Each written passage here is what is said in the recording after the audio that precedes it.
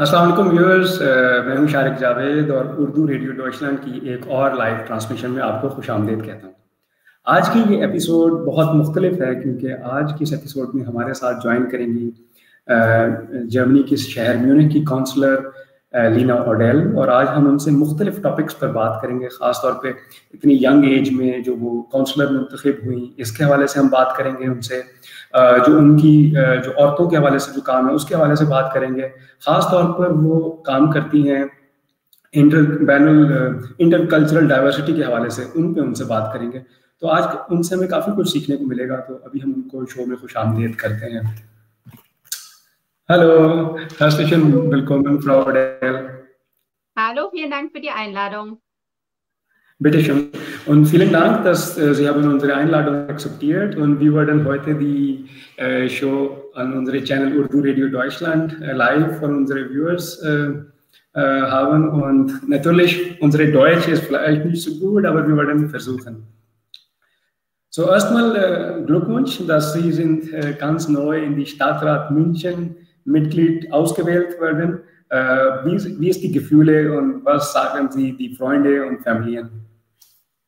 Es ist ein sehr gutes Gefühl. Man hat ja sehr lange darauf hingearbeitet. Das ist ja ein langer Weg zu so einer Wahl. Erst die innerparteilichen Prozesse und dann der Wahlkampf und viele Gespräche mit vielen Menschen, wo sie einem sagen, was sie sich wünschen, was nicht gut ist, was sie sich von einem erhoffen.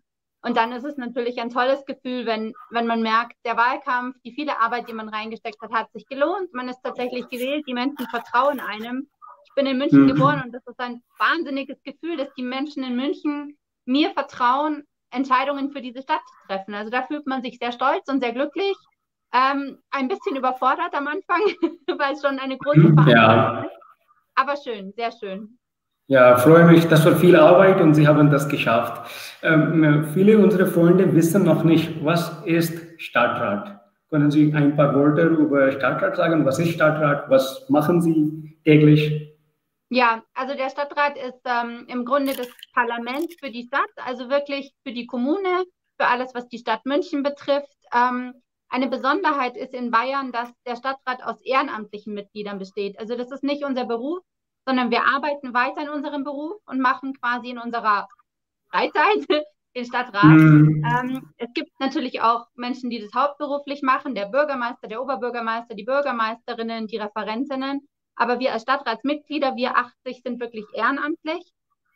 Deswegen ist der Alltag eine sehr bunte Mischung aus dem eigentlichen Beruf, den man hat, und zusätzlich den Sitzungen, den Vorbereitungen, den Nachbereitungen, Gesprächen, was super ist, weil es wird nicht langweilig.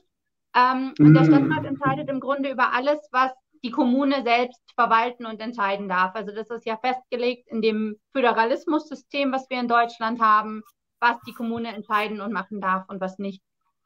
Ja, das ist sehr interessant, und besonders interessant ist, dass Sie kriegen kein Gehalt dafür. Das hatte ich gar nicht gewusst, dass Sie machen so viel Arbeit und das ist ehrenamtliche Arbeit. Und also man Mhm. bekommt eine Pauschale, eine Ehrenamtspauschale, also man kriegt nicht gar nichts, aber kein fest angestelltes Gehalt. Okay, nächster. Und noch eine Frage ist, wie die Tage ausschaut. Was machen Sie täglich? Müssen Sie 9 bis 5 arbeiten oder manche Tage weniger arbeiten, manche Tage mehr arbeiten? Wie ist die Tag?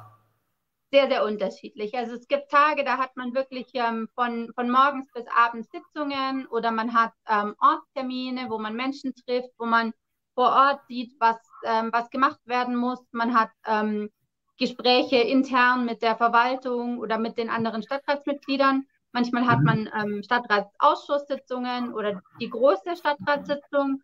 Und dann gibt es Tage, da habe ich gar keine Stadtratstermine, da bin ich einfach in meiner normalen Arbeit und sitze an meinem Schreibtisch und mache das, was ich früher auch gemacht habe. Also eine Mischung. Das ist viel Arbeit, ne? Und Sie haben auch 2 Kinder. Und wie läuft mit den Kindern zusammen, mit der Family, alles zu managen? Die haben sich dran gewöhnt. Mein Mann macht sehr viel natürlich. Mein Mann nimmt mir sehr viel ab. Es gibt auch Frauen, die machen das alleinerziehend. Das bewundere ich sehr, weil das ist wirklich so schon eine Herausforderung, den Kindern trotzdem genug Aufmerksamkeit zu schenken. Aber ich glaube, andererseits erleben meine Kinder ganz viele verrückte, aufregende Sachen, die andere Kinder in dem Alter vielleicht nicht erleben. Sie können zu vielen Terminen mitkommen, die irgendwie besonders sind, lernen Menschen kennen, Oft sind auch tatsächlich nicht nur meine Kinder dabei, sondern auch Kinder von anderen Stadtratsmitgliedern. Das heißt, dann Ja, können die auch miteinander spielen. Also das ist okay. eine bunte Mischung, aber Mhm. man ist natürlich immer müde. Ja, schwierig. Okay, und jetzt ist besondere Situation mit die Corona und Covid und vielleicht Sie haben anderes geplant, wenn Sie werden die Mhm. Stadtrat kommen, aber jetzt ist alles anders. Wie arbeiten Sie zusammen miteinander über Covid, wenn die Leute haben so viel Angst? Also ich glaube, uns hat das zusammengebracht. Es war ja wirklich, der Shutdown kam ja sehr, sehr kurz nach der Wahl, noch bevor der neue Stadtrat angefangen hat zu arbeiten, ging es schon los mit dem Shutdown. Das heißt, wir haben im Shutdown angefangen zu arbeiten, was sehr schwer war natürlich. Wir konnten uns auch erstmal gar nicht treffen, Mhm. sitzen jetzt auch auf Abstand. Also die ganze Situation ist sehr komisch und deswegen begleitet einen Covid den ganzen Tag im Stadtrat, Mhm. was gut ist, weil es einem im Bewusstsein bleibt. Und es bleibt einem im Bewusstsein, wie wahnsinnig groß die Verantwortung ist, die wir gerade für die Stadt haben, für die Menschen in dieser Stadt haben. Ich bin sehr froh, dass wir an der Regierung sind, weil ich glaube, dass wir die richtigen Antworten haben auf diese Krise. Ich glaube, dass wir die Ja. richtigen Ziele setzen werden und die richtigen Schwerpunkte setzen, wenn wir sparen müssen, wo wir sparen werden. Und ich glaube, dass wir im sozialen Bereich ganz, ganz viel Gutes tun können und dass wir auch als Mhm. Gesellschaft Dinge lernen können und müssen aus der Covid-Situation. Und ich glaube, wir Ja. werden lernen Mhm. müssen, wer ist uns wichtig. Und wenn wir jetzt immer von systemkritischen Berufen sprechen, müssen wir uns vielleicht danach auch überlegen, was verdient eigentlich jemand, der in einem solchen Beruf Ja. arbeitet, zum Beispiel. Ja, das ist eine schwierige Aufgabe, aber alle haben gut gemacht in München, sie haben gut gemanagt. Okay, und noch eine Frage. Was war die Motivation, in Politik zu kommen? Ich sehe, viele Stadtratmitglieder sind sehr alt, aber sie sind ganz jung und sie haben das geschafft. So, was war die Motivation, in Politik zu kommen? Ich hatte mehrere Motivationen. Die eine Motivation war, dass ich gesagt habe, so viele, gerade junge Menschen auch, regen sich auf über die bösen Politiker und über die böse Politik und dass alles schlecht läuft. Und ich habe gesagt, ja, es läuft vieles schlecht, aber es bringt ja nicht, sich nur zu ärgern, sondern wenn es mich aufregt, dann gehe ich rein und ändere was. Und Mhm. was mich ganz, ganz stark angetrieben hat, ist das Thema Antifaschismus. Ich bin schon, seit ich sehr klein war, sehr aktiv immer im Kampf gegen Rechts und habe dann erlebt, dass es immer schlimmer geworden ist. In der Zeit, seit ich auf diesem Planeten bin, Okay. die noch nicht so lange ist es tatsächlich ein immer größeres Problem geworden in Deutschland, was mich gerade in Deutschland echt entsetzt. Und da war für mich klar, Mhm. ich möchte nicht mehr nur auf Demos gehen, sondern ich möchte wirklich politisch, inhaltlich aufstehen, arbeiten, um dieses Land so zu machen, dass jeder Mensch hier leben kann, egal wo er herkommt und dass es keine antidemokratischen Kräfte mehr in diesem Land gibt. Ja, das ist sehr besonders, sehr wichtiges Thema für uns auch, für Migranten, Rassismus. Und Sie haben das genannt und das habe ich gesehen, dass damals in die Wahlkämpfe, Sie haben auch über Rassismus Ja. viel gute Sachen gesprochen. So, was denken Sie genau in diesem Jahr war auch viel passiert? Und AfD, ich werde über die Parteien nicht reden, aber das war viel passiert dieses Jahr. So, was denken Sie, was haben Sie in die Stadtrat für Antirassismus gemacht? Also was wir gemacht haben, ist, dass wir uns von Anfang an ganz klar festgelegt haben, wer mit wem zusammenarbeitet und wer nicht. Und dass wir auf einer demokratischen Basis arbeiten wollen in diesem Stadtrat und dass alles, was passieren wird, demokratisch sein soll und dass wir gewisse Dinge Mhm. nicht tolerieren werden. Dieter Reiter hat eine sehr bewegende Eröffnungsrede gegeben am ersten Tag und wo er ganz klar gesagt hat, dass Menschenfeindlichkeit in unserem Stadtrat keinen Platz hat. Und ich glaube, dafür werden Mhm. wir einstehen. Da werden wir ganz klar innerhalb des Stadtrats Zeichen setzen. Und wir werden aber auch weiter dafür kämpfen, dass München so eine offene Stadt bleibt, wie sie ja ist. Das muss man ja sagen. In München gibt es ja zwei Seiten. Es gibt einerseits leider seit Jahren zunehmend Bewegungen von Rechten und Rechtsextremen, die Dinge tun und sagen, die wir nicht gutheißen können und gegen die wir als Zivilgesellschaft und als Politik aufstehen und das auch weiter tun werden. Es gibt aber Mhm. andererseits schon immer in München, also schon immer, seit ich München kenne, eine sehr offene, tolerante, laute Mehrheit auch, die bei jeder Gelegenheit aufsteht und sagt, stopp, hier nicht. Und das finde ich gut und das macht mir Mut und das möchte ich bestärken, dass München immer mehr solche Zeichen setzt. Ja, und das ist gut in München. Ja, vielen Dank von meiner Seite und von auch unseren Zuschauern, dass Sie arbeiten für Antirassismus. Und ich habe auch gesehen, dass Sie haben viel gearbeitet für die Frauen, Equal Opportunities, Männer und Frauen müssen gleiche Rechte haben. Und auch die Frauen haben Schwierigkeiten mit Arbeiten, wenn sie Kinder haben. So, sie haben auch dort in die Richtung gearbeitet. Was möchten Sie sagen? Ich glaube, dass das einfach ein Thema ist, was mich sehr beschäftigt, weil ich es irgendwie unglaublich finde, dass in einem Land wie Deutschland, was ein sehr modernes und ein sehr reiches Land ist, und was sich nach dem Dritten Reich auch sehr mit dem Thema Gleichheit und Freiheit und Rechte und Grundrechte beschäftigt hat, dass selbst in so einem Land noch immer nicht eine wirkliche Gleichstellung von Mann und Frau da ist. Das ist was, was mich persönlich total verrückt macht. Es kann ja eigentlich nicht sein, dass wir das im 21. Jahrhundert nicht hinkriegen. Und deswegen ist das was mir sehr nah am Herzen liegt. Und wo ich natürlich auch dadurch, dass ich jetzt in diesem Alter bin, wo man kleine Kinder hat, wo viele im Freundeskreis kleine Kinder haben, ich immer wieder auch Erlebnisse habe im Freundeskreis. Ich habe einen modernen, aufgeklärten, linken Freundeskreis und trotzdem gibt es auch da immer wieder Fälle, wo man sich denkt, wow, kaum sind die Kinder da, lebt ihr in den 50er Jahren. Und das ist wirklich was, wo die Gesellschaft einfach andere Tore öffnen muss. Das sind nicht böse Menschen, die sagen, jetzt machen wir alte Rollenbilder, sondern unsere Gesellschaft hat noch immer so viele Strukturen, die Menschen da reindrängen. Die Mutter kriegt automatisch diese Mutterrolle zugedrängt in diesem Moment, wo sie eine Mutter wird. Und dann ist es für das Paar total schwer, sich da rauszuboxen. Also das sind gar nicht die Menschen in der Beziehung, die sich falsch verhalten, sondern die Gesellschaft drängt sie da rein. Und das ist, wo ich glaube, dass wir als Politik ganz stark dagegen arbeiten können. Und deswegen beschäftigt mich das, weil ich einfach hoffe, ich habe 2 Söhne, ich habe keine Töchter, aber ich hoffe, dass sie eines Tages in einer Gesellschaft leben werden, mit anderen Frauen dann auch, die ganz, ganz gleichberechtigt mit ihnen sein werden.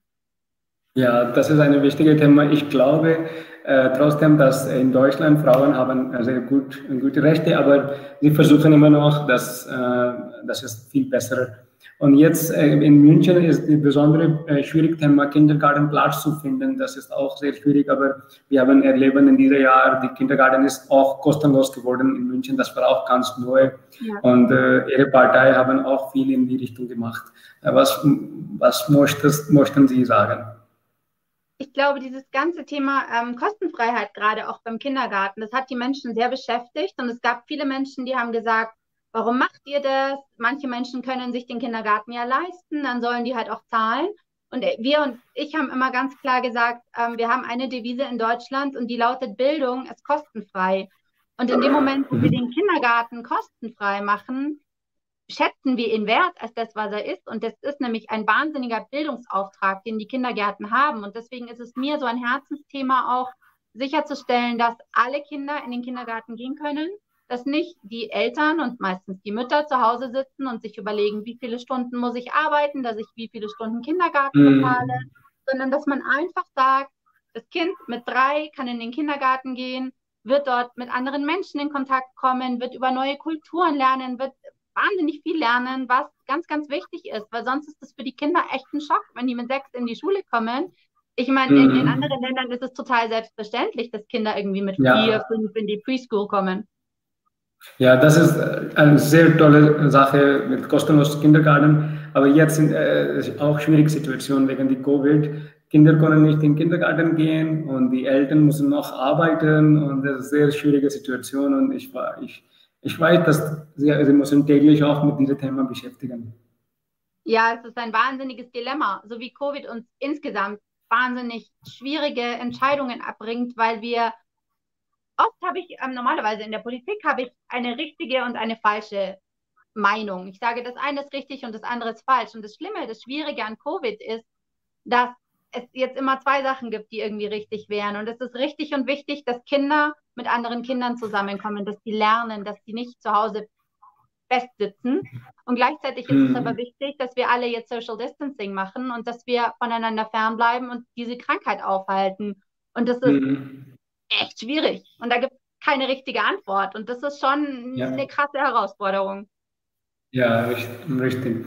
Noch eine Frage. In München, das ist ganz internationale Stadt mit ca. 40% internationale Leute mit Migranten-Hintergrund. Aber wenn wir in die Stadtrat schauen, gibt es 80 Mitglieder. Und von diesen 80 sind vielleicht nur 2 oder 1 Migranten dort. So, mindestens letzte Mal war es so, ich weiß nicht, ob dieses Mal ist 3 geworden oder nicht. Was denken Sie, was könnte die Grund sein? Vielleicht Leute wie mich haben Angst, falsch Deutsch zu sprechen, oder was könnte die Grund sein? Was denken Sie?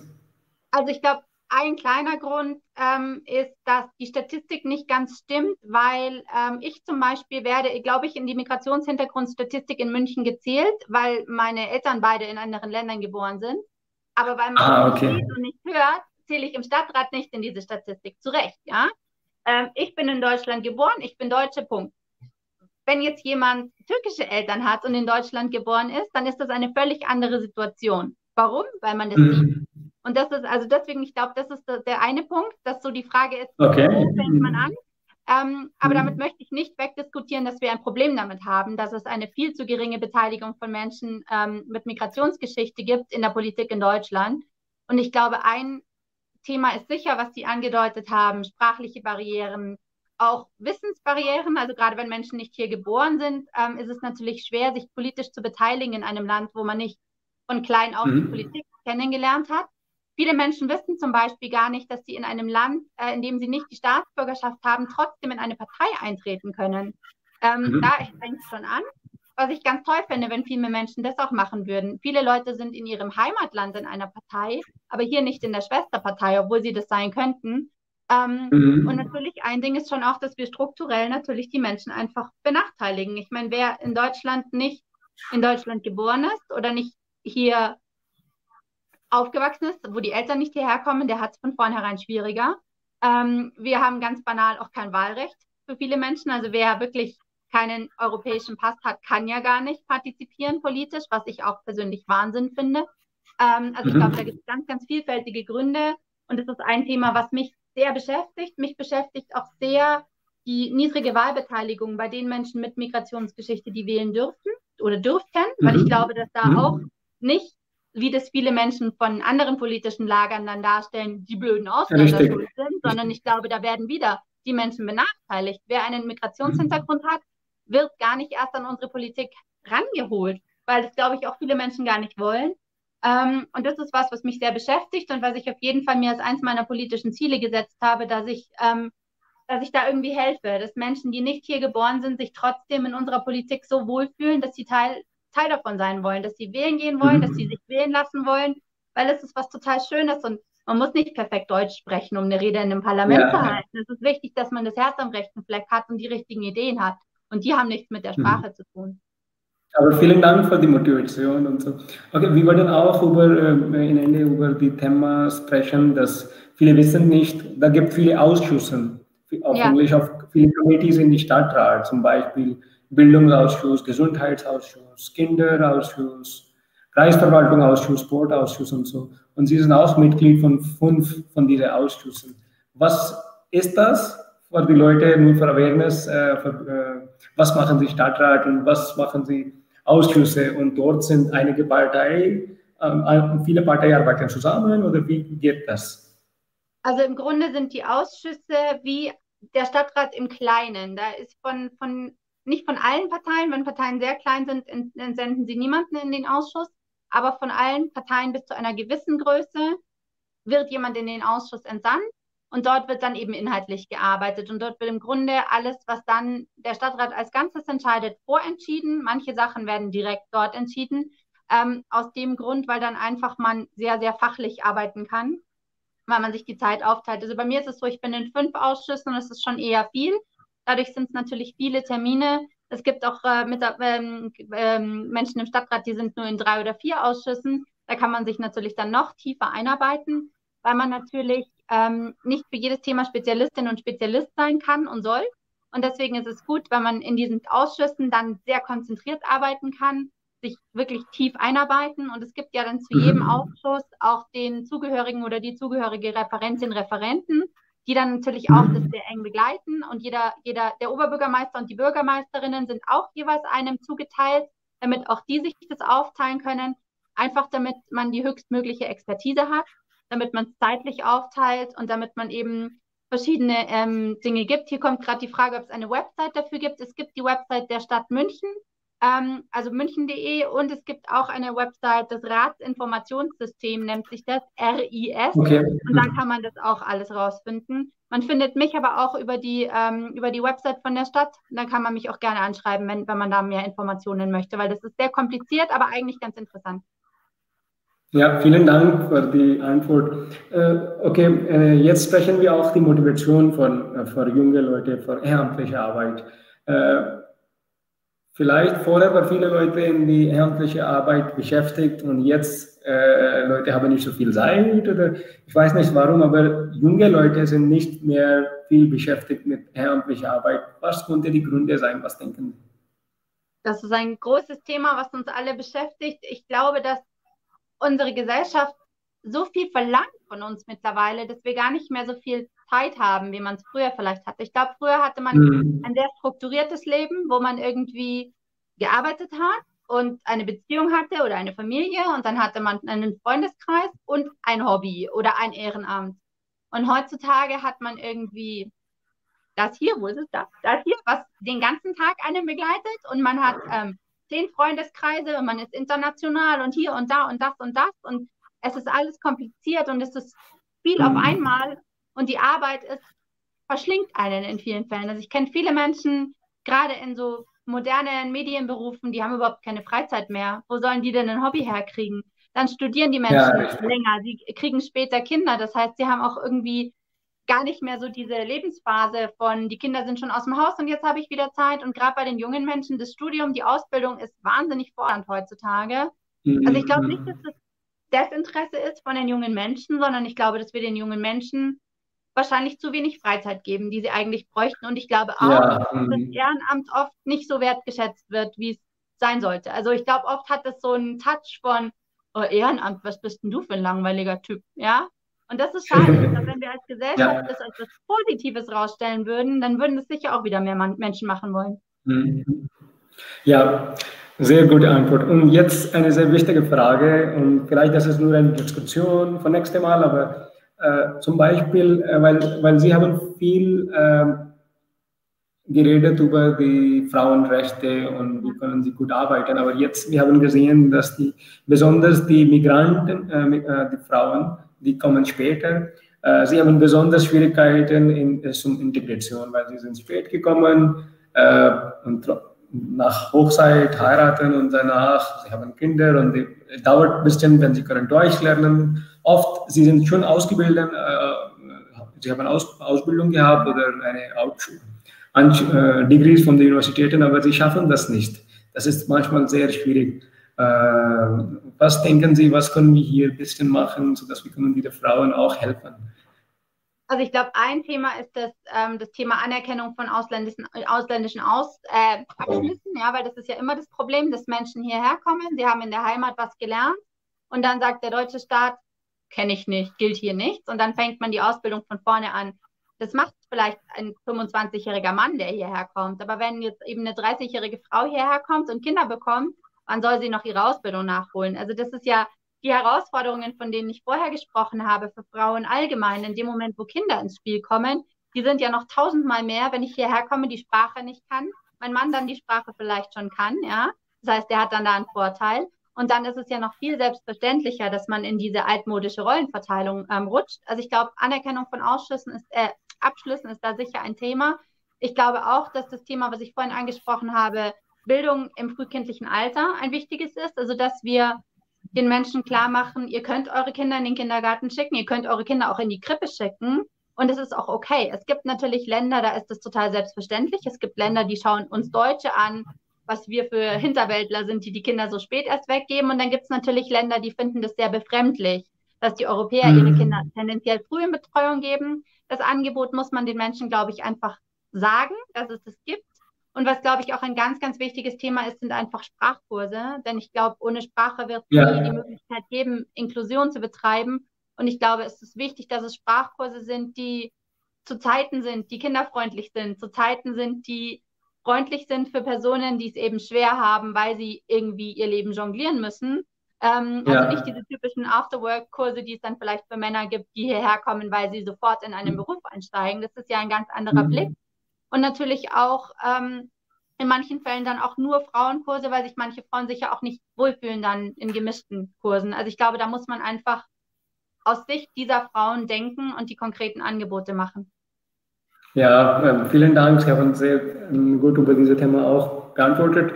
Im Ende, wir würden auch Ihnen bedanken, dass Sie haben unsere Einladung akzeptiert und wir haben diese Channel Urdu Radio Deutschland. Das ist eine erste Urdu Web Radio Channel in Web Radio und Web TV und Web TV Channel in Deutschland und die Ziel ist Integration zu fördern. So wir bringen immer Programme, wo wir können gute Informationen über Deutschland an die Leute, die schon hier sind. Wir bekommen wir bringen diese Informationen und auch die Leute, die sind noch im Ausland, aber sie wollen hier kommen. Und Urdu-Sprache ist bei 1 Milliarden Leute verstanden. Ganze Leute in Pakistan, Indien, viele in Afghanistan und auch Bangladesch verstehen die Sprache.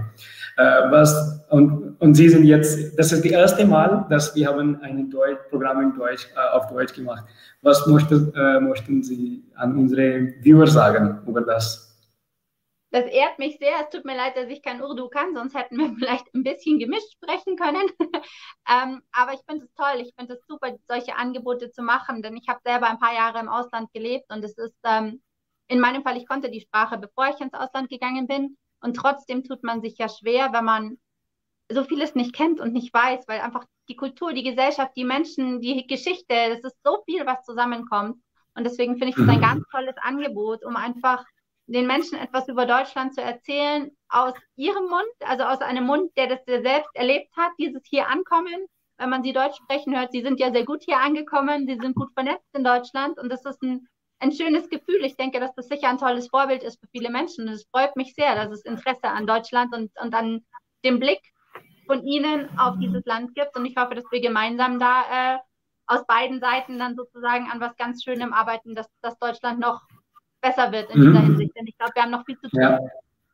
Ja, vielen Dank für schöne Worte über uns und wir sind auch sehr motiviert. Ich bin sicher, unsere Viewer sind auch sehr motiviert und wir alle wünschen Sie noch mehr gut im Leben und noch vielleicht, Sie sind Bürgermeister danach oder Sie sind schön, noch mehr.